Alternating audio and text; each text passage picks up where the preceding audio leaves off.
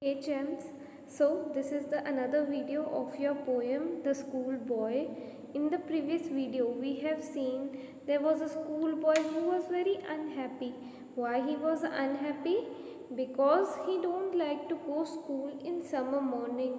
He rather loves to wake up early in summer morning, enjoy the beauty of the nature, whether it's singing of birds, uh, horns from the distance field. But he hates to go into the school in early summer morning. He says his all day was spent in sadness, boring. The school was boring to him, and he cannot enjoy as because of the fear from his teachers and parents. Now we will see, as earlier we have read about, he will compare himself with the birds, with the plants. Let's see how from the fourth stanza from here. How can the bird that is born for joy sit in a cage and sing? How can a child, when fears annoy, but droops his tender wing and forget his youthful spring? Now here, boy compares himself with a bird. According to him, bird which is born to enjoy the nature, the bird which loves to fly in open sky. How can that bird sing in a cage when the bird is in the cage? Okay, it is very normal to understand कि अपन को जब even चाहे अपन को भी किसी cage में डाल जाए तो अपन क्या जॉयफुल होंगे? No. Similarly he says that the bird will not sing in a cage. The bird which is born to be cheerful and joyful can never sing a sweet song if it is in a cage. Similarly, if the child will remain under the annoying fear, here annoying means little angry. Annoying fear means he is angry, and the child is also having fear from his teachers, his parents, and because of that fear, that the boy is very annoying. And droop means, you can say, weakness or withered, कि जो उसके tender wings हैं child के. Tender wing here refers to simple and joyful nature of a child. जैसे कि आप अगर imagine करो कि एक अगर छोटा सा बेबी है तो उसकी जो नेचर है, जो उसका मन करेगा बाहर खेलने का, तो it is very joyful, it is very simple nature of a child.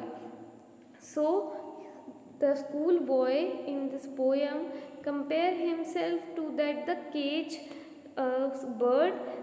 Similarly, he says that when the child will remain under annoying fear and tension, he says that the child who is scared by his parents and teacher cannot be happy and will forget to enjoy his youthful spring. Youthful means उसकी जो early ages of life है. Youth means early ages of life. अगर वो सारा दिन या फिर सारी जब उसका चाइल्डहुड है, अगर वो फियर और टेंशन और अनॉय में निकलेगा, तो वो जो यंग चाइल्ड है, जो जॉयफुल था, जो सिंपल नेचर था, वो उसका ख़त्म हो जाएगा and he won't be able to enjoy his youth or childhood. Next paragraph. O father and mother, if birds are nipped and blossoms blown away, and if the tender plants are stripped of their joy in the springing day by sorrow and care's dismay. Now here the child is, the schoolboy you can say, is asking the father and mother. उसके भी mother father से वो बोल रहा था, and even telling to all mothers and father that if now that school boy is comparing himself to a plant. तो वो mother and father अपने खुद के एंड और भी मदर फादर को वो कहना चाह रहा है कि अगर प्लांट्स के जो बड्स हैं, फर्स्ट क्या होता है, अपन बड्स देखते हैं, then flower, then fruit. Okay, अगर किसी प्लांट में अगर कोई फ्रूट हो रहा है या कोई फ्लावर उगेगा तो first we will see the buds, जैसे इस शेप में होती है, then flower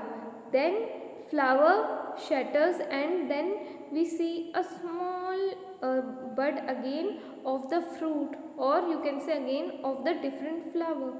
So he is telling his mother and father like if the buds of the plants are nipped means to nip something in the bud is to stop or destroy the early stage of development.